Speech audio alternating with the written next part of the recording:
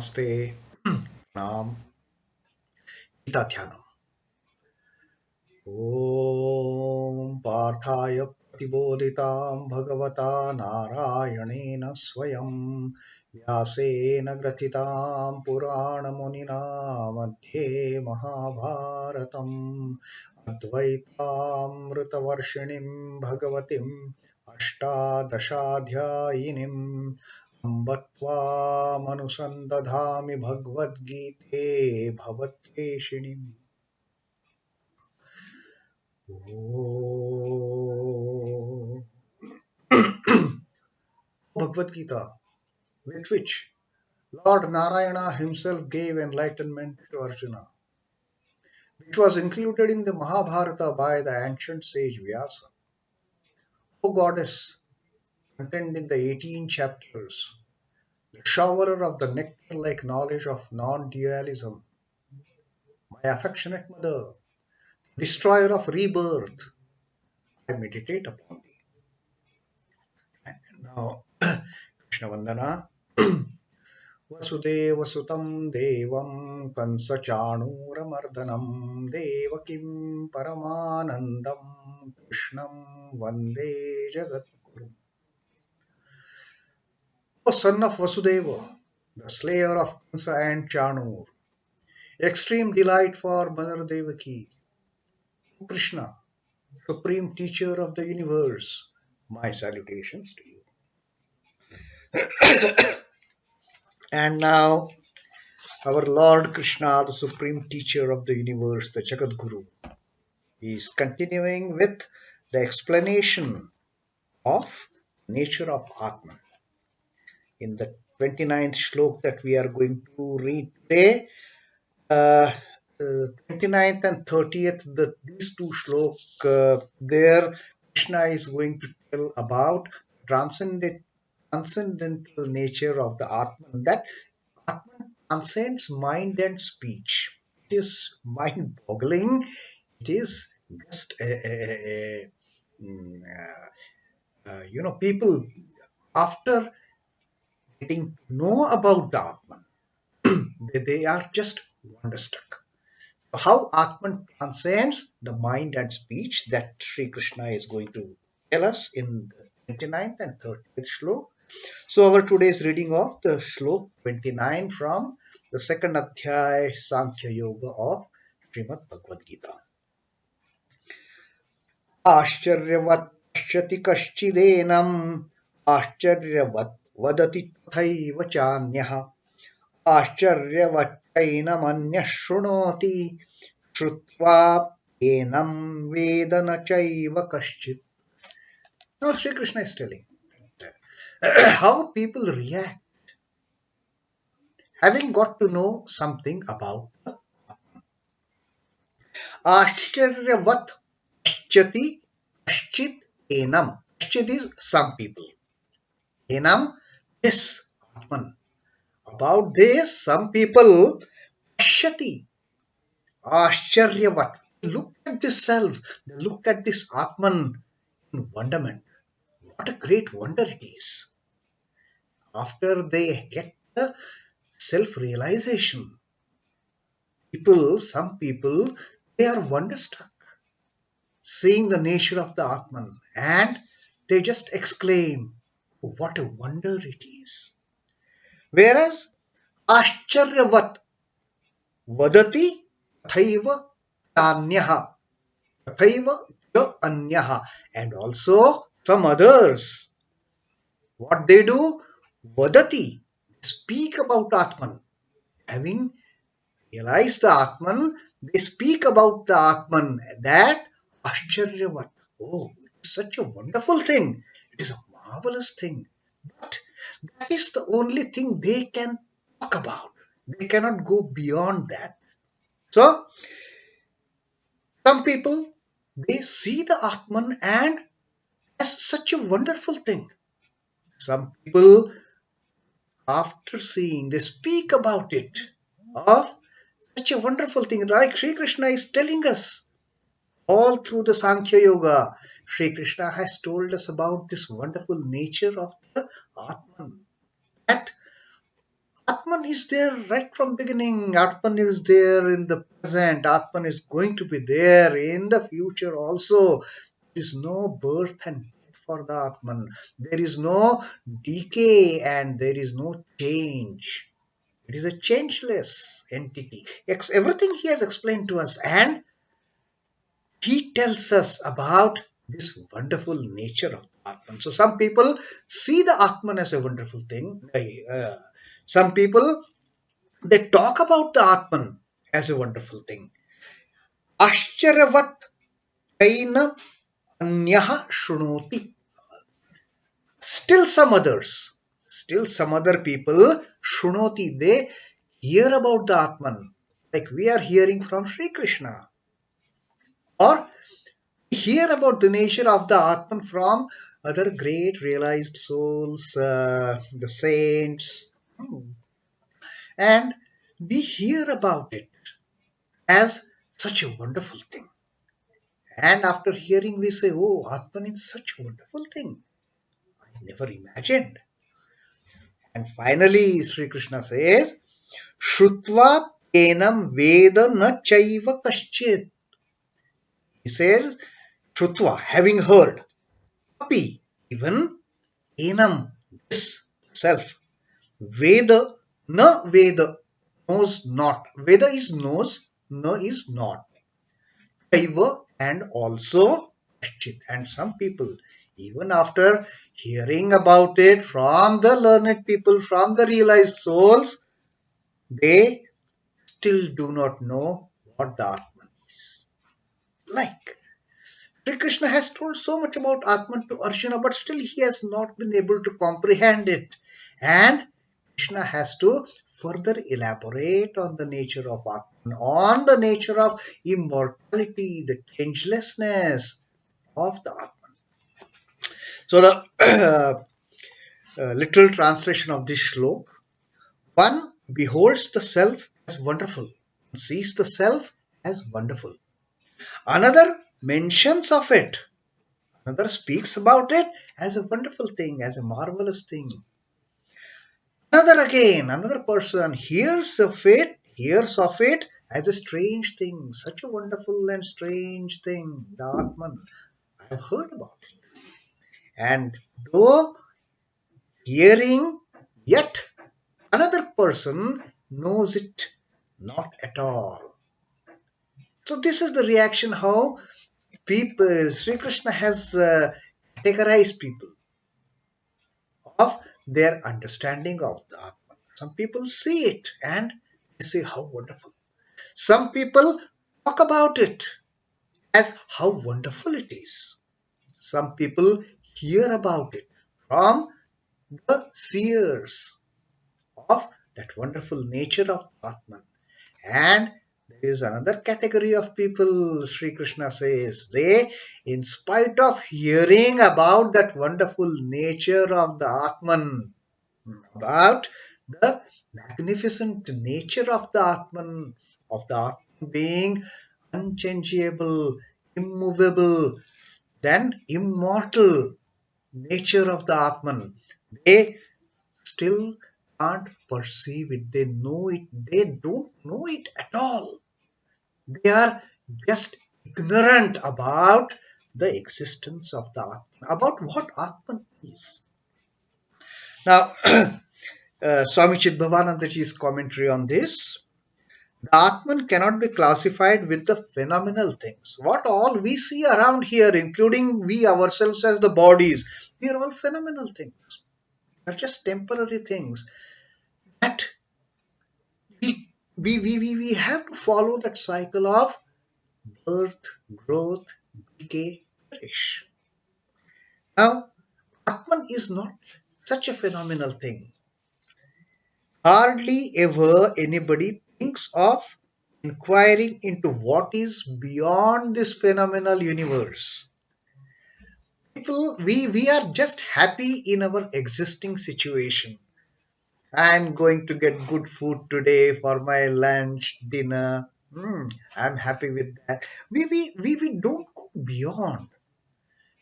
For us, this limited sphere of living is everything as of now. We try to enjoy that. Although we face both pleasure and pain, the opposite dualities. We constantly keep on facing them. Still, we don't get inquisitive. We don't get any kind of inspiration to know beyond. What is there beyond? What is there beyond this phenomenal world? What is there beyond this temporary existence? What is there beyond the sphere of this delusion, this Maya? So hardly anybody ever thinks inquiring into what is beyond. Explorer into the realm of Atman are therefore very rare.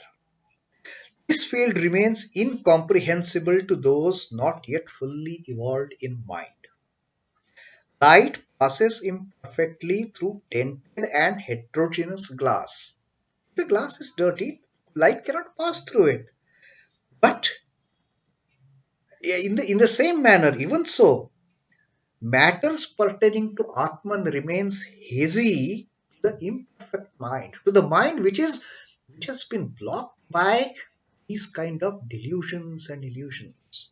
For that mind, Atman is still an unknown entity. It is far away region for him. One feels amazed, fancying that he has grasped it either while meditating or while inquiring of it. And when one starts inquiring and get to know something, not may not be full, even if it gets to know that oh, there is something beyond this, it is this Atman. And then they start feeling amazed. Yes, there is such a wonder, there is such a wonderful thing beyond all these temporary phenomena that is existing around me. Reflecting on it as good as mentally seeing it. Through all these appreciations, the Atman remains but partially comprehended or not comprehended at all. And even after seeing it, and if I try to explain it to others who have not seen it, if their minds are not open, they still don't know anything about the Atman, about the nature of the Atman, about this ultimate reality. They remain ignorant or they prefer to remain ignorant under the influence of Maya, under the influence of delusion. Mind is the screen that hide its view. It is like the delusion, the Maya is like a screen. It is like a towel between me and you. Till the time that some barrier is there, you won't be able to see me. So that's how the mind gets deluded, and even if somebody tells them there is such and such thing called Atman for them, there is no use. They can't comprehend, they can't perceive, they can't even think about it. Now, uh, commenting upon this shloka, Swami Chidbhavananda ji has given a saying of Sri Ramakrishna. What Sri Ramakrishna says, the Vedas, the Agamas, and the Puranas, and all other scriptures in the world may be compared with spittle defiled food ishtam because of their being untouched. Now, Sri Ramakrishna says, all the scriptures that we see, that we have, whether these are the Vedas, Puranas, Upanishads, Agamas, all these things that is written document, hmm, these are compared with spittle defiled food. Why it is compared with spittle defiled food that is not I mean so pure, because it is converted into the words. It is so something like uttishtam, like we eat something and half of that food is still remaining in the plate. That kind of spittle defiled food. It has been taken in and it is now defiled once I take any food in my mouth, when I eat anything, it gets defiled with the spittle, with the saliva in my mouth. So that food becomes uttishtam, which has been defiled by the saliva.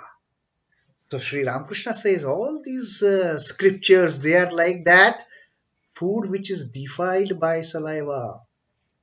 Because you have the reality into some words. You have given it some limitation by describing it in the words. So, because of their being tongue touched, why? Because, you see, how, first of all, before writing anything down as a document, whether it is these are the Vedas or the scriptures, Upanishads or Agamas, they are first spoken.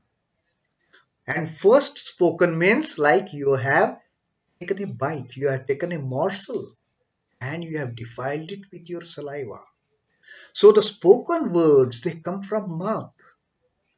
And the moment you start describing anything in words, it gets automatically comes under the category of limitations. Because the name and form, you are putting it. The moment you put it in name, the moment you give it a word, it gets limited from the original concept of limitless. But the infinite Brahman has never become spiritual defiled. The nature of the infinite Brahman cannot be described. How does Brahman look? Can anybody define what is Brahman? You can define all the phenomenal things. You can describe all the phenomenal things. How a man looks, how a woman looks, how the animal looks, how the mountains look, how the river looks. All these things you can describe. Brahman, you cannot describe, you cannot utter its qualities, you cannot utter how Brahman is. What is that experience when you get to experience Brahman? You cannot describe that experience. That is only to be experienced. And therefore Sri Ramakrishna says that Brahman cannot be described. It never gets, never becomes still defiled. It never, the Brahman is can never be uttered with mouth, cannot be described in words, and therefore it is not Uttishtam. Nobody has yet ever succeeded in defining it in words. So, like Sri Krishna said, people, they are just wonderstruck. Oh, beyond that they cannot describe. They and people can talk about the qualities of Brahman, but how Brahman looks, how Atman looks, how big it is it fair or dark, is it tall or short, is it fat or lean? We cannot. We cannot. Because once you get to know Atman, the limitations of words and form, they are no more relevant. You go beyond, you're going beyond the phenomenal world, and that you cannot describe. Therefore, Sri Krishna in this 29th shloka has said that people just comprehend it as āśhcharya-vat. It's a wonderful thing. It is such an amazing thing. Beyond that, they cannot go. And in spite of listening to this particular thing about the Atman, there are still some people who just don't know about Atman. They have not inquired about it, and they don't wish to get to know what kind of thing this Atman is. So that was the 29th shloka, and Sri Krishna has spoken about the reaction of different people and the nature of way understanding of Atman. And Sri Ramakrishna has also told us that how Atman cannot be described in the world, it cannot be defiled, it cannot be under limits of words and expressions. It is only to be experienced as a wonderful thing. That is it. That is the Atman. Now, in our next reading tomorrow, we'll see further description of this Atman that Sri Krishna is giving to Arjuna and also to us. So till then, Om Namo Bhagavate Vasudevaya. Sri Krishna Arpanamastu. Jai Sri Ramakrishna. Jai Thakur. Jai Ma. Jai Swami.